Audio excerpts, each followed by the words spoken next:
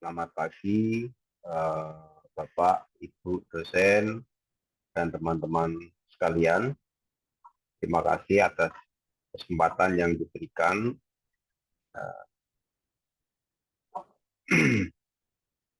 Saya akan mempresentasikan tugas UAS Ilmu Pancasila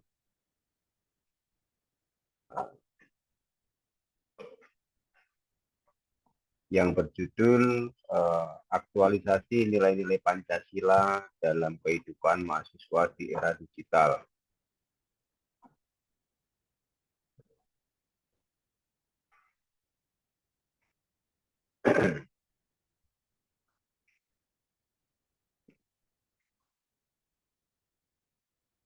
Adapun nama saya Rudianto,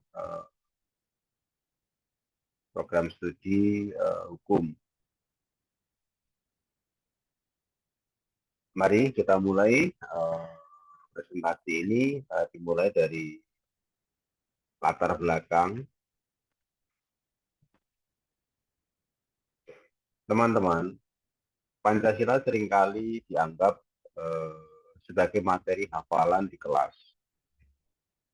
Padahal Pancasila adalah pedoman hidup kita. Saat ini kita hidup di era digital, di mana hoax, ujaran kebencian, dan sikap individualis sangat mudah menyebar.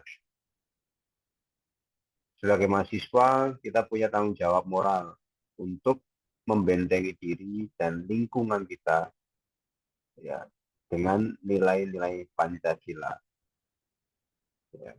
Jadi pada slide ini ya saya ingin menyampaikan Pancasila ya bukan sekedar hafalan ya, melainkan pandangan hidup. Kemudian tantangan zaman ya, di era globalisasi, hoax, individualisme, dan polarisasi digital. Ya. Yang seperti saya sebutkan tadi di awal, jadi peran kita sebagai mahasiswa ya sebagai agen perubahan dan tentunya ya akan menjadi generasi penerus untuk masa depan berbangsa dan bernegara.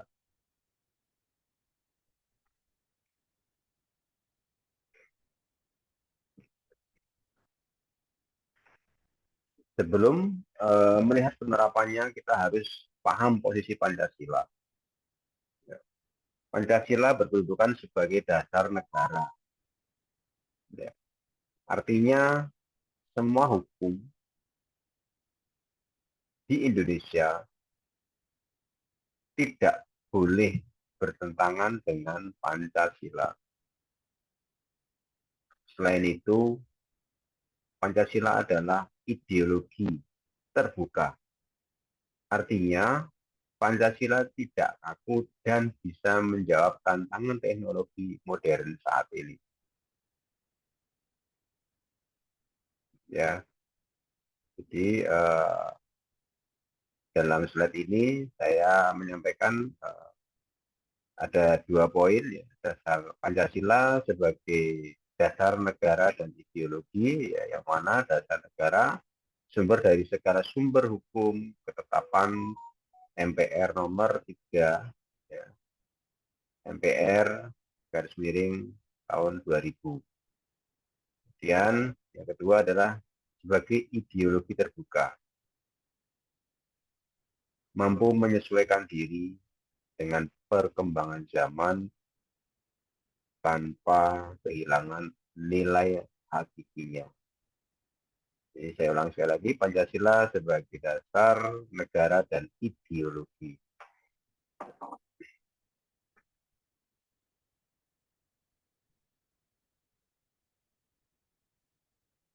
Nah, selanjutnya,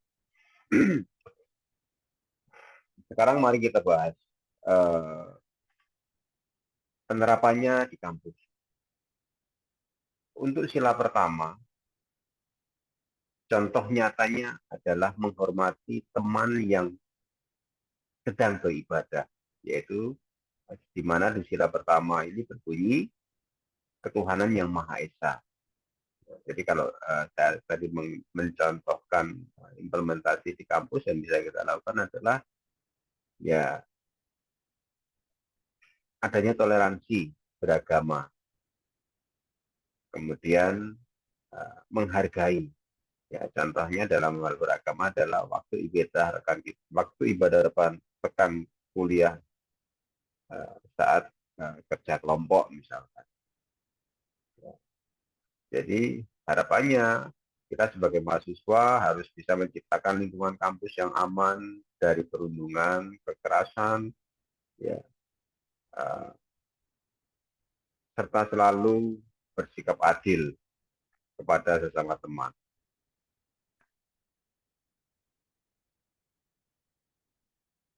Kemudian sila kedua adalah kemanusiaan yang adil dan beradab. Nah, yang tadi saya sebutin ya ada dua. Ya, jadi contohnya adalah menolak segala bentuk bullying, ya, segala bentuk bully, perundungan dan kekerasan seksual. Kemudian ya implementasi di sila nomor 2 di lingkungan kampus adalah saling membantu sesama mahasiswa tanpa memandang latar belakang, sehingga terciptanya kemanusiaan yang adil dan beradab di lingkungan kampus dan lingkungan sekitar kita.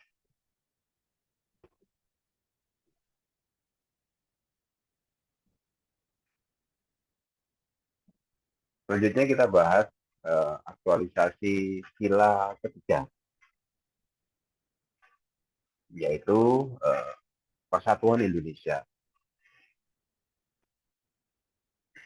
Sila ketiga diwujudkan dengan menjaga persatuan. Kampus kita diisi oleh mahasiswa dari berbagai daerah. Kita harus bersatu tanpa membuat geng-geng berdasarkan suku atau ras. Sementara untuk sila keempat, ya, implementasinya adalah budaya musyawarah. Jika ada konflik atau pembagian tugas kelompok, ya, diselesaikan dengan diskusi yang kepala dingin, bukan dengan ego masing-masing. Jadi dalam slide ini saya coba menjelaskan ya, salah satu bentuk implementasi sila 3 dan 4 di lingkungan kampus. Ya, tadi yang pertama adalah untuk sila ketiga Persatuan Indonesia dengan cara menjaga kerukunan di tengah keberagaman suku, mahasiswa, ya, kampus sebagai miniatur Indonesia. Jadi berbeda-beda tetap menjadi satu. Menggunakan produk dalam negeri dan bangga berbahasa Indonesia. Kemudian sila keempat, salah satu bentuk aktualisasinya adalah ya mengutamakan musyawarah mufakat dalam organisasi atau pembagian tugas kelompok, menghargai perbedaan pendapat saat diskusi di kelas, sehingga ya sila keempat ya yang berbunyi kerakyatan yang dipimpin oleh hikmat kebijaksanaan dalam permusyawaratan benar-benar bisa diterapkan di lingkungan kampus dan tempat tinggal kita.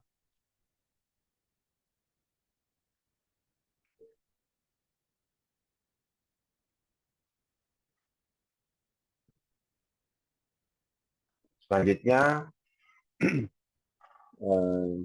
kita bahas aktualisasi sila 5 di lingkungan kampus, yaitu keadilan sosial bagi seluruh rakyat Indonesia.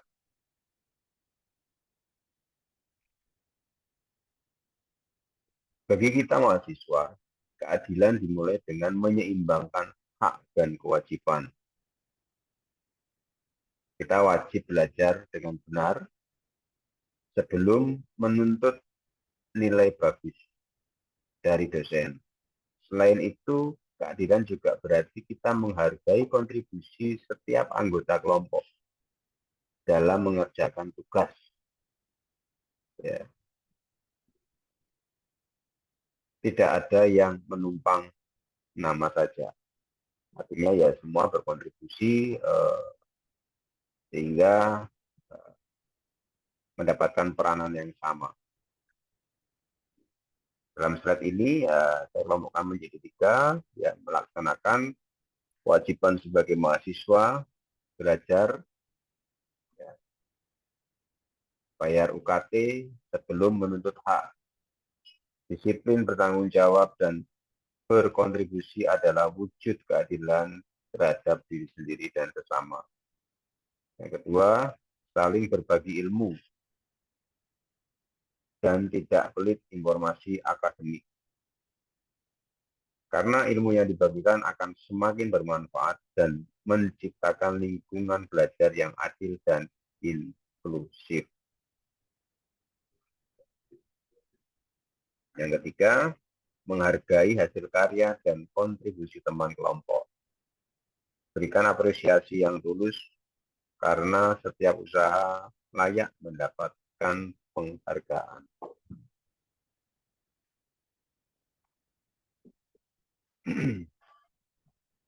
Harapannya ya dapat mewujudkan keadilan, ya, ciptakan kampus beradab, adil dalam kewajiban dan hak, berbagi ilmu bermanfaat bagi semua, menghargai karya dan kontribusi, mewujudkan kampus yang berkeadilan.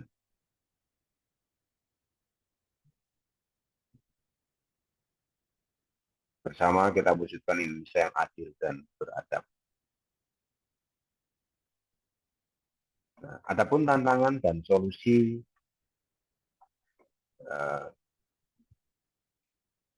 tantangan budaya asing yang tidak sesuai norma, penyebaran hoaks, dan apatisme. Nah, solusi mahasiswa. Nah, kita sebagai mahasiswa ya saring sebelum sharing. Ya, jadi atas contoh tantangan tadi ya tentunya yang dapat kita lakukan adalah saring sebelum sharing. Jadi harus bisa membedakan filter, ya, mana yang baik dan mana yang tidak baik. Tentunya penerapannya tidak mudah. Ya. Tantangan kita hari ini adalah arus informasi digital yang tidak terbendung. Solusi konkret yang bisa kita lakukan sangat sederhana. Ya. Terapkan prinsip yang tadi, ya, saring sebelum sharing.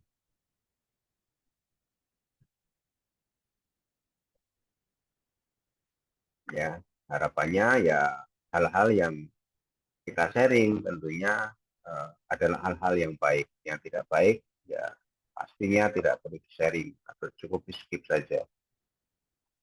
Kemudian ya konten positif dalam dunia digital ya saat ini ya konten positif ya dengan cara memanfaatkan media sosial untuk menyebarkan edukasi dan nilai kebaikan. Harapannya mahasiswa cerdas, kritis, dan beretika menjadi kunci mewujudkan Indonesia yang berkemajuan.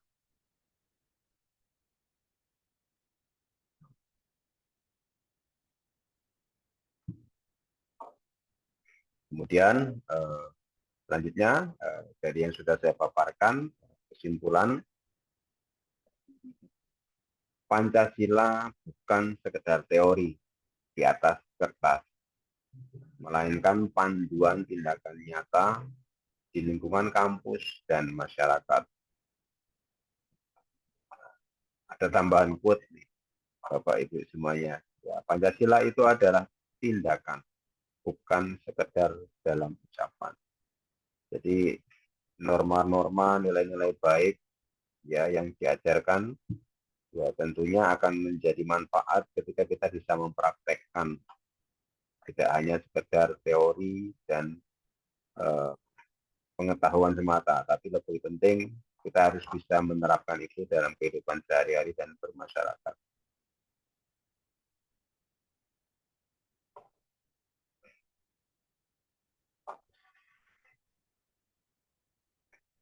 Terima kasih atas waktu dan perhatiannya. Saya akhiri. Selamat siang. Terima kasih.